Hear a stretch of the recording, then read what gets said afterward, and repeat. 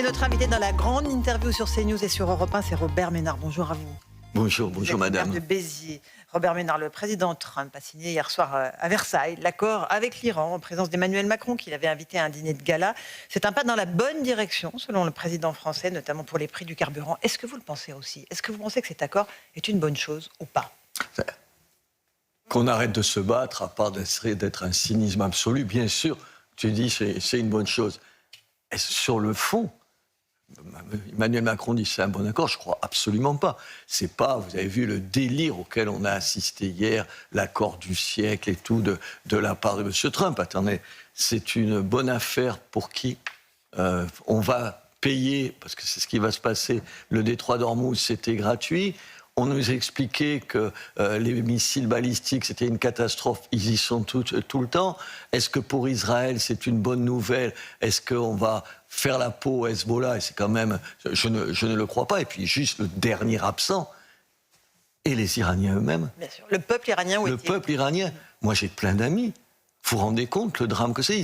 On était parti, parce qu'il ment là-dessus, on était parti, il dit non, le changement de régime n'était pas à l'ordre du jour. Mais ils les ont incités, M. Trump l'a incité le peuple iranien à se révolter. Enfin, vous vous souvenez? En disant on arrivera juste après, voilà. Allez-y, descendez dans la rue. Attendez, c'est un menteur absolu, c'est un menteur incroyable. Moi, hier, j'étais abasourdi du nombre de mensonges.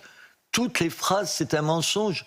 Alors, il n'a qu'à dire j'ai changé d'avis et tout. Mais il ne faut pas nous dire qu'ils ont gagné la guerre et que les objectifs de guerre sont remplis. Non, mais c'est une douce plaisanterie. Le régime est toujours en place, évidemment. Vincent Herouet disait tout à l'heure sur Europe 1, cet accord abandonne la région à l'Iran, le Liban au Hezbollah et Israël à sa solitude. C'est la meilleure formule qu'on puisse trouver. C'était Versailles aussi hier soir pour fêter les 250 ans de l'indépendance des États-Unis, acquise grâce à l'aide de la France.